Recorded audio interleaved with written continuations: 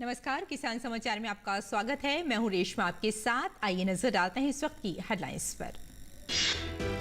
उत्तर प्रदेश सरकार ने बागवानी और खाद्य प्रसंस्करण उद्योग को बढ़ावा देने के लिए उत्कृष्टता केंद्र नर्सरी स्थापित करने का लिया निर्णय। मुख्यमंत्री ने बागवानी क्षेत्र को 11% से बढ़ाकर 16% लक्ष्य किया निर्धारित।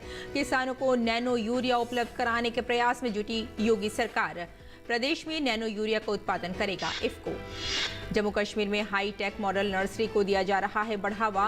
विभाग इसके लिए जोर शोर से कर रहा है काम। दूर दराज के पहाड़ी सीमा क्षेत्रों के गरीब और बेरोजगार युवाओं को लुभा रहा है बागवानी। नर्सरी में हर किस्म के फलों का किया जा रहा है उत्पादन। युवा किसानों को हर प्रकार की दी जा रही है जानकारी। केंद्रीय मंत्री पुरुषोत्तम रुपाला ने ब्राजील के कृषि मंत्री के आमंत्रण पर ब्राजील का किया दौरा। डेयरी क्षेत्र में सहयोग बढ़ाने पर हुई चर्चा। पशुपालन एवं डेयरी, तेल तथा प्राकृतिक गैस, एथेनॉल, व्यापार व निवेश सहित कई क्षेत्रों में सहयोग बढ़ाने का निर्णय।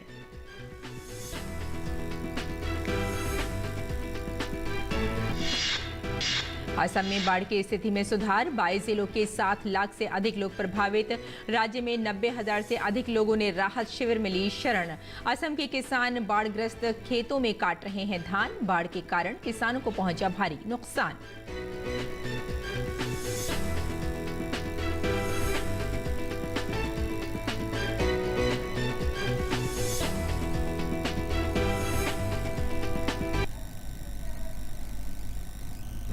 और अब समाचार विस्तार से। उत्तर प्रदेश सरकार ने राज्य में बागवानी और खाद्य प्रसंस्करण उद्योग को बढ़ावा देने के लिए अगले 5 वर्षों में सभी 75 जिलों में उत्कृष्टता केंद्र और मिनी उत्कृष्टता केंद्र हाईटेक नर्सरी स्थापित करने का निर्णय लिया है। बहराइच, अंबेडकर नगर, मऊ, फतेहपुर, अलीगढ़, रामपुर और हापुड़ में सरकार द्वारा स्थापित हाईटेक नर्सरी पहले ही शुरू हो चुकी है। इसके बाद चंदौली, कौशाम्बी, सहारनपुर, लखनऊ में उत्कृष्टता केंद्र निर्माणाधीन हैं और फलों और सब्जियों के लिए बस्ती और कन्नौज में Indo Israel centre for excellence की स्थापना की गई है ताकि किसानों को गुणवत्तापूर्ण पौध मिल सके। इसके अलावा सोनभद्र, मुरादाबाद, आगरा, संत कबीर नगर, महोबा, झांसी, बाराबंकी, लखनऊ, चंदौली, गोंडा, बलरामपुर, बदायूं, फिरोजाबाद, शामली और मिर्जापुर में mini centre of excellence hitech nursery निर्माणाधीन है। मुख्यमंत्री योगी आदित्यनाथ ने इस अवधि के दौरान बागवानी फसलों की खेती के क्षेत्र को 11.6% से बढ़ाकर 16% और खाद्य प्रसंस्करण इकाइयों को 6% से बढ़ाकर 20% करने का महत्वाकांक्षी लक्ष्य निर्धारित किया है ताकि समग्र उपज को बढ़ाया जा सके। सरकार गुणवत्तापूर्ण फसलों के उत्पादन को बढ़ाने के लिए उत्कृष्टता केंद्रों के साथ साथ हाईटेक नर्सरी में गुणवत्ता वाले पौधे और बीज उगाना चाहती है। योगी आदित्यनाथ सरकार भी गैर मौसमी सब्जियां उगाने के लिए इंडो इजराइल तकनीक के माध्यम से संरक्षित खेती को बढ़ावा दे रही है।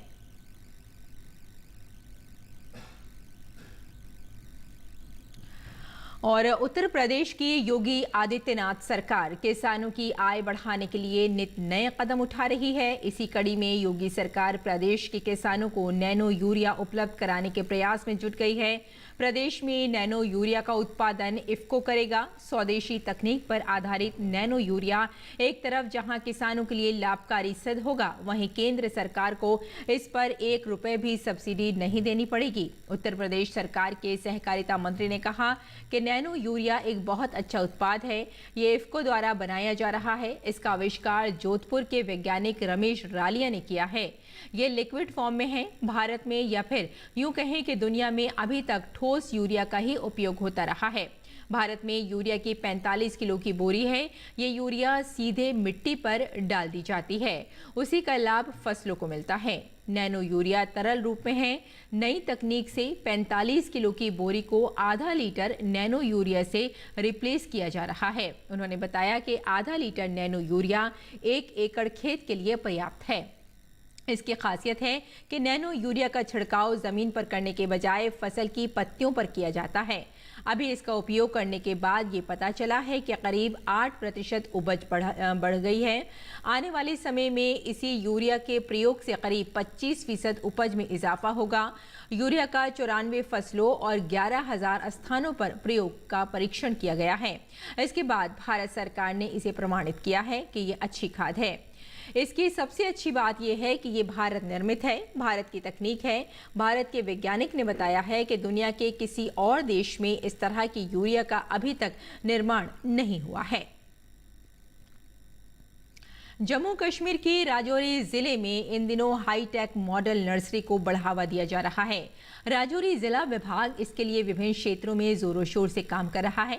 यही कारण है कि राजौरी जिले के दूरदराज के पहाड़ी सीमा क्षेत्रों के गरीब और बेरोजगार युवक बड़े पैमाने पर बागवानी क्षेत्र में शामिल हो रहे हैं। सरकार किसानों को हर प्रकार की सुविधा भी प्रदान कर रही है। 1 साल पहले राजौरी जिले के बागवानी क्षेत्र में बड़ा बदलाव किया गया है और 4 हाईटेक मॉडल नर्सरी की स्थापना की गई है। इन चारों नर्सरी में अब हर किस्म के फलों का उत्पादन किया जा रहा है। इसके साथ ही किसानों को हर प्रकार की जानकारी भी दी जा रही है। अगर पंचायत लेवल पे 2-3 पंचायतों में एक हो जाए तो उससे हमारा बड़ा फ़ायदा हो जाए। वो हमारे मुलाजिम बहुत ही कम हैं, तो उससे थोड़ी हमें परेशानी रहती है, लेकिन फिर भी लोग खुद आगे आ रहे हैं। हार्टिकल्चर इसको अपनाएं, इस आगे आएं और इसमें हमारा जो हमारे जो मॉडल प्लाट हैं, हमारे मॉडल नर्सरियाँ हैं, आप इनको देख के आप हार्टिकल्चर में जो भी आपको इंटरेस्ट है, जैसे कोई क्लाइमेट पे डिपेंड है सारा कुछ, जिस तरह टेम्परेट में आप वालनट लगाओ, एप्पल लगाओ, एप्रिकॉट लगाओ, नीचे वाली बेल्ट में सिट्रस लगाओ, तो उस तरीके से हमारे पास इस वक्त लोकली अवेलेबल है। सियोट में हमारे पास सिट्रस है, यहाँ वालनट है, बुद्धल में वालनट है। तो इसमें आप आगे आओ, दिसंबर जनवरी का टाइम आता है, उस वक्त आता है जी हमें प्लाट लगाने, जबकि ये हमारा सिस्टम थ्रू आउट ईयर चलता है। साल से तो इस साल तो अच्छी हमारी नर्सरी बनी है, क्योंकि पिछले साल मैंने इसका 6.5 लाख रुपया जो रेवेन्यू दिया है, और इस बार तो इसमें कम से कम 20,000 पौधा जो है ग्राफ्ट मेरे पास तैयार है, क्योंकि मेरा जो टारगेट है टारगेट मेरा बराबर हो गया अभी ये। तो अब इसमें हमारे पास खबानी है, प्लम्प है, एप्पल है, नाशपाती प्योर आ गया, उसके बाद ये अखरोट के हैं, ये सारे जो ग्राफ्ट हैं। वैसे तो मेरे पास 20,000 पौधा इस वक्त तैयार हुआ है। इसमें लोगों को आगे आने चाहिए। देखो हमारे पास इतना पेड़ है, हमारी तो 4 नर्सरियाँ हैं, सियोट में है, बुद्धल में है, साज में आ गई, राजौरी में आ गई। सियोट में हमारे पास भी बड़ी अच्छी नर्सरी है। कितने पेड़ हमारे पास, लाख के तो ज़्यादा हैं, कम से कम लाख पेड़ है वो वहाँ। लेकिन हम तो ये कहते हैं लोगों को कि हार्टिकल्चर में आना चाहिए और कुछ काम करना चाहिए, और हमें कुछ सर्वाइवल देनी है। और केंद्रीय मत्स्य पालन, पशुपालन और डेयरी मंत्री पुरुषोत्तम रुपाला ने ब्राजील के कृषि मंत्री के आमंत्रण पर 16 से 20 मई 2022 तक ब्राजील का दौरा किया। इस यात्रा के दौरान उन्होंने एक प्रतिनिधि मंडल का नेतृत्व किया, जिसमें पशुपालन और डेयरी क्षेत्र के विशेषज्ञ तथा निजी क्षेत्र के प्रतिनिधि भी शामिल थे। और पुरुषोत्तम रुपाला का ब्राजील दौरा, आपको बता दें कि केंद्रीय मंत्री पुरुषोत्तम रुपाला ने ब्राजील के कृषि मंत्री के आमंत्रण पर 16 से 20 मई 2022 तक ब्राजील का दौरा किया। रुपाला के साथ एक प्रतिनिधि मंडल में पशुपालन और डेयरी क्षेत्र के विशेषज्ञ तथा निजी क्षेत्र के प्रतिनिधि भी शामिल थे। रुपाला ने ब्राजील में अंतर्राष्ट्रीय योग दिवस 2022 के उपलक्ष्य में आयोजित समारोह में भी भाग लिया। पुरुषोत्तम रुपाला का ये ब्राजील दौरा है। और केंद्रीय मंत्री ने आयुर्वेद को बढ़ावा देने के लिए एक आयुर्वेद चित्रकथा पुस्तक प्रोफेसर आयुष्मान का भी शुभारंभ किया। केंद्रीय मंत्री रुपाला ने यूपीएल लिमिटेड के सुविधा केंद्रों का दौरा किया, जो एक भारतीय बहुराष्ट्रीय कंपनी है। यूपीएल लिमिटेड वाणिज्यिक संस्था कृषि रसायनों का निर्माण एवं विपणन करती है और फसल सुरक्षा समाधान भी प्रदान करती है। अगली खबर की ओर बढ़ते हैं। जल शक्ति राज्य मंत्री प्रहलाद सिंह पटेल ने कहा कि 2024 के पहले देश के हर घर तक पानी पहुंचना है। उन्होंने कहा कि सरकार इसके लिए काम कर रही है। जल शक्ति राज्य मंत्री प्रहलाद सिंह पटेल ने तमिलनाडु में जल जीवन मिशन के एक प्रोग्राम के दौरान ये बात कही।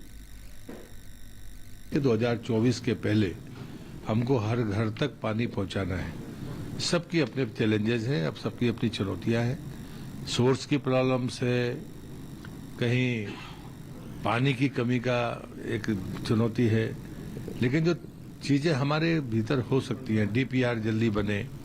भारत सरकार ने पर्याप्त पैसा रखा है, इस बार 60,000 करोड़ है और ये ग्रांट नहीं है, ड्रा करना है। आपने जितना उपयोग किया उससे 3 गुना कोई भी राज्य ड्रा कर सकता है।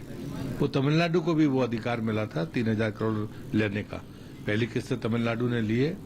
आज की रिव्यू मीटिंग में मैंने यही कहा है कि हम तेजी के साथ डीपीआर बनाएं, तेजी के साथ में पैसे को खर्च करें और दूसरी और तीसरी किस्त को लें, तब कहीं जाकर हम 24 में अपने टारगेट को अचीव कर पाएंगे।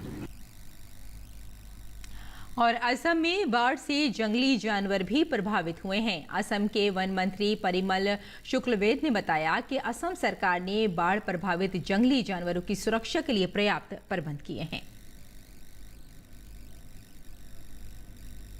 फ्लड टैकल करने के लिए हमारा हर साल में एक अपना इंतज़ाम होता है, क्योंकि वाइल्ड लाइफ को पहले फ्लड में वाइल्ड लाइफ को रेस्क्यू करना हमारा पहला काम होता है। तो हम ये कोशिश में रहता हूँ कि कैसे हमारा वाइल्ड लाइफ को रेस्क्यू करें, इसका इंतज़ाम भी हो गया।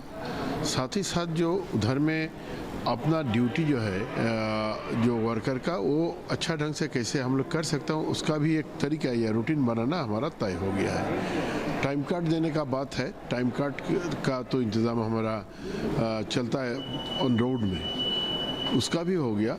साथ ही साथ जो रेस्क्यू के लिए जितना मशीनरी एंड आदमी का ज़रूरत होता है, उसका इंतज़ाम हो गया। हाईलैंड है हमारा काजीरंगा पे, तो इसलिए मैं सोचता हूँ कि हमारा फ्लड हमारा नेशनल पार्क में आने से भी हमारा कोई प्रॉब्लम नहीं है। असम के नौगांव जिले के दिफालू गांव में किसान अपने बाढ़ग्रस्त खेतों में धान की फसल काट रहे हैं। किसानों ने बताया कि बाढ़ के कारण उन्होंने अपनी फसल का एक बड़ा हिस्सा खो दिया है। किसान बाढ़ में अपनी फसलों को जितना बचा रहे हैं उसे काट रहे हैं। किसानों ने बताया कि इस बार फसल को भारी नुकसान पहुंचा है। सरकार इस तरफ देखे और मुआवजे का प्रावधान करे ताकि हम किसानों की जिंदगी कुछ आसान हो सके।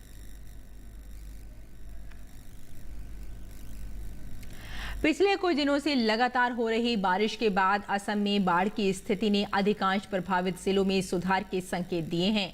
हालांकि कछार जिले में एक और मौत की सूचना मिली है, जिससे मरने वालों की संख्या 25 हो गई है, जिसमें बाढ़ के कारण 20 और भूस्खलन के कारण 5 मौतें शामिल हैं।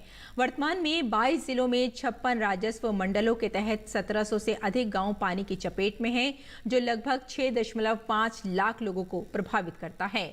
नगांव जिले में सबसे ज्यादा 3,50,000 व्यक्ति और कछार जिले में करीब 2 लाख व्यक्ति प्रभावित हैं। राज्य भर में 656 राहत शिविर और राहत वितरण केंद्र बनाए गए हैं, जो बाढ़ में फंसे हुए 90,000 से अधिक लोगों को मदद दे रहे हैं। राज्य सरकार दीमा हसाऊ जिले में खाद्य और अन्य आवश्यक वस्तुओं की आपूर्ति के लिए विशेष पहल कर रही है।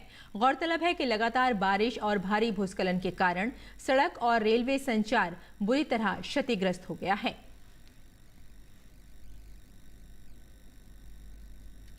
केंद्रीय मंत्री भूपेंद्र यादव ने गुजरात में सासनगीर जंगल फील्ड का दौरा किया। वहां उन्होंने वन्य जीवों का निरीक्षण भी किया। वन विभाग की जीप में केंद्रीय मंत्री के साथ गुजरात के राज्य मंत्री किरीट सिंह राणा, मंत्री जगदीश विश्वकर्मा भी मौजूद थे। और आइए अब बात कर लेते हैं मंडी भाव की और देखते हैं कि देश भर की मंडियों का क्या रहा भाव।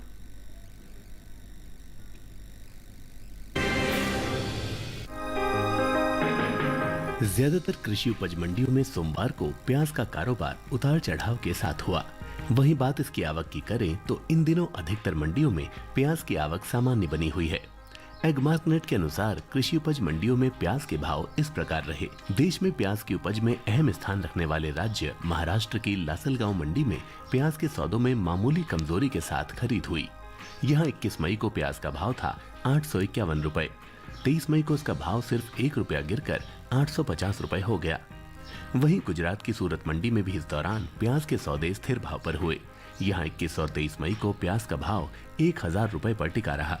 हालांकि राजस्थान की विजयनगर मंडी में 21 मई को प्याज का भाव रहा 865 रुपए, जो कि 23 मई को 215 रुपए की छलांग लगाकर 1080 रुपए हो गया। वहीं उत्तर प्रदेश की लखीमपुर मंडी में 23 मई को प्याज का भाव 20 रुपए टूटकर 1220 रुपए से 1200 रुपए हो गया। वहीं बात प्याज की पैदावार की करें तो इस साल घरेलू स्तर पर प्याज की उपज बीते साल से ज्यादा रह सकती है। कृषि मंत्रालय की ओर से बागवानी फसलों के लिए जारी तीसरे अग्रिम अनुमान के मुताबिक देश में प्याज की उपज बीते साल से 7 लाख टन से ज्यादा हो सकती है। साल 2020-21 में प्याज की कुल उपज 2,68,30,000 टन रहने का अनुमान जताया गया है, जबकि बीते साल की समान अवधि के दौरान पैदावार 2,60,91,000 टन रही थी। आपको बता दें कि देश से होने वाला सब्जियों का निर्यात इस साल 5% बढ़ा है। एपीडा की ओर से हाल ही में जारी ताज़ा आंकड़ों के अनुसार वित्त वर्ष 2021-22 में अप्रैल से फरवरी महीने के दौरान देश से कुल सब्जियों के निर्यात में 7,514 टन की बढ़ोतरी देखने को मिली है। बीते 11 महीनों के दौरान सब्जियों का कुल निर्यात 21,01,000 टन के पार पहुंच गया है, जबकि बीते साल इस दौरान निर्यात महज 20,94,293 टन का ही हो सका था।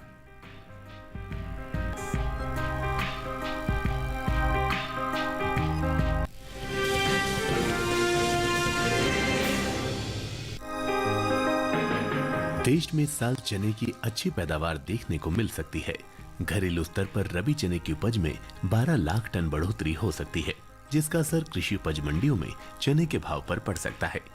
कृषि मंत्रालय की ओर से जारी तीसरे अग्रिम अनुमान के मुताबिक साल 2021-22 के दौरान रबी चने की पैदावार 1,39,80,000 टन के पार जा सकती है, जबकि बीते साल इस दौरान उपज 1,19,10,000 टन ही रही थी। फिलहाल कृषि उपज मंडियों में चने की आवक सामान्य बनी हुई है।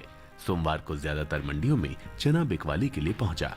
वहीं बात इसके हाजिर भाव की करें तो एगमार्क नेट के अनुसार गुजरात की धोराजी मंडी में 21 मई को चने का भाव रहा 4,380 रुपए, जो कि 23 मई को 150 रुपए टूटकर 4,230 रुपए हो गया। मध्य प्रदेश की खुजनेर मंडी में 23 मई को चने का कारोबार 20 रुपए की तेजी के बाद 4,300 रुपए पर हुआ।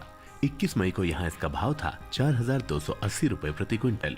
साथ ही राजस्थान की कोटा मंडी में 21 मई को चने का भाव रहा 4,000 रुपए, जो कि 23 मई को 250 रुपए की बढ़त के बाद 4,250 रुपए हो गया। उत्तर प्रदेश की बात करें तो यहाँ की अलीगढ़ मंडी में 21 मई को चने का भाव रहा 5,560 रुपए, जो कि 23 मई को 10 रुपए टूटकर 5,550 रुपए हो गया। आपको बता दें कि घरेलू स्तर पर इस साल कुल दलहन की रिकॉर्ड उपज होने का अनुमान जताया गया है। कृषि मंत्रालय की ओर से जारी तीसरे अग्रिम अनुमान के मुताबिक साल 2021-22 के दौरान देश में कुल दलहन की पैदावार 2,77,50,000 टन होने का अनुमान है, जबकि बीते साल इस दौरान दलहन की उपज 2,54,60,000 टन रही थी।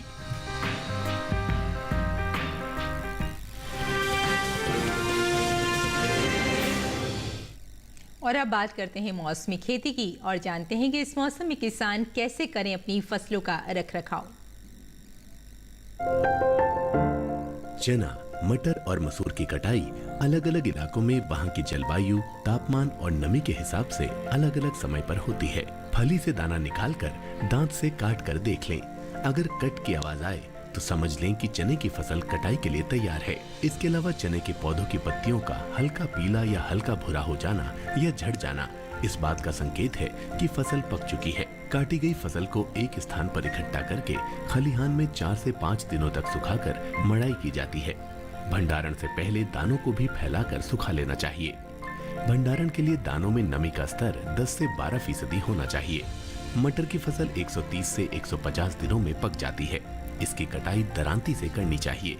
5 से 7 दिन धूप में सुखाने के बाद मड़ाई करनी होगी। साफ दानों को 3 से 4 दिन धूप में सुखाकर भंडारित कर लें। भंडारण के दौरान कीटों से सुरक्षा के उपाय करें।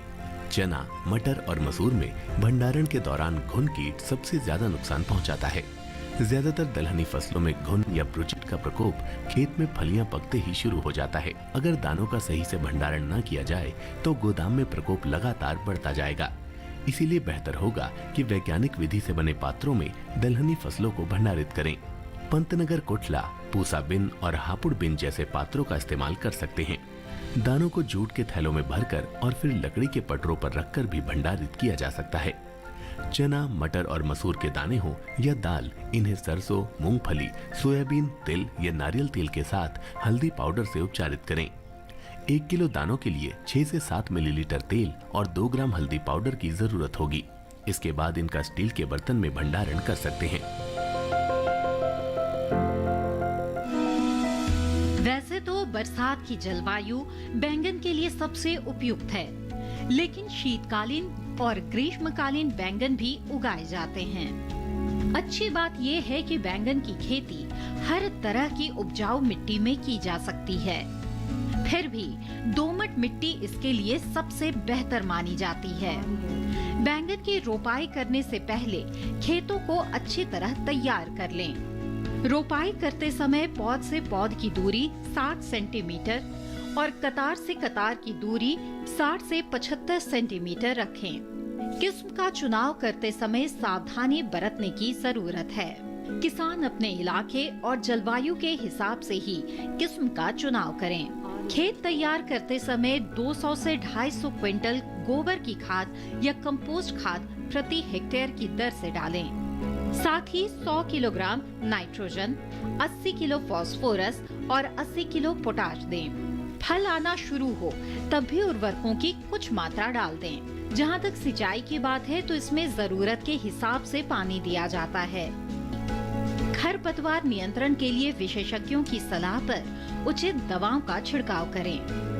बैंगन की फसल में तना और फल भेदक कीटों का खतरा रहता है। इससे बचाव के लिए किसान दवा का छिड़काव विशेषज्ञों की सलाह से मौसम साफ रहने पर ही करें।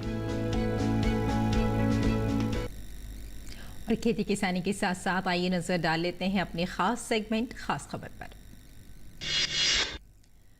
मनी लॉन्ड्रिंग और आय से अधिक संपत्ति के मामले में गिरफ्तार झारखंड के निलंबित IAS अफसर पूजा सिंघल के खिलाफ ईडी ने झारखंड में 6 स्थानों पर छापेमारी की है। बताया जा रहा है कि यहां ईडी के हाथ बड़े सुराग लग सकते हैं। कर्नाटक के हुबली में एक दर्दनाक हादसे में 7 लोगों की मौत हो गई और 26 घायल हो गए। घायलों को KIMS अस्पताल हुबली में भर्ती कराया गया है। यह हादसा हुबली धारवाड़ बाईपास पर हुआ। पुलिस ने हुबली नॉर्थ ट्रैफिक थाने में प्राथमिकी दर्ज कर ली है और जांच जारी है। भारतीय जनता पार्टी ने कर्नाटक विधान परिषद के द्विवार्षिक चुनाव के लिए उम्मीदवारों के नामों की घोषणा की है। भाजपा की केंद्रीय चुनाव कमेटी ने चलुवादी नारायण स्वामी, हेमलता नायक, एक केशव प्रसाद और लक्ष्मण सवदी को विधान परिषद के लिए उम्मीदवार बनाया है।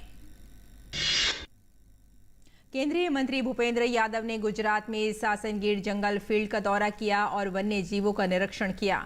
फॉरेस्ट डिपार्टमेंट की जीप में केंद्रीय मंत्री के साथ गुजरात के राज्य मंत्री किरीट सिंह राणा और मंत्री जगदीश विश्वकर्मा भी मौजूद थे।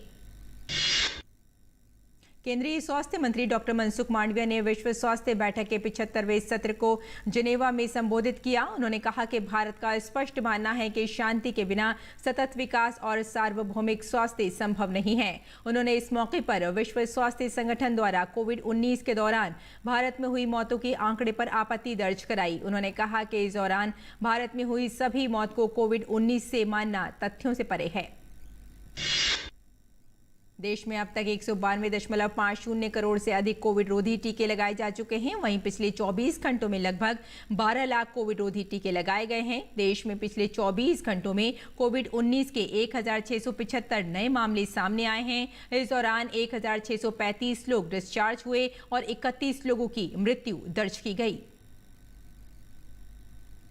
तो किसान समाचार में फिलहाल इतना ही। अनुमति दें। नमस्कार।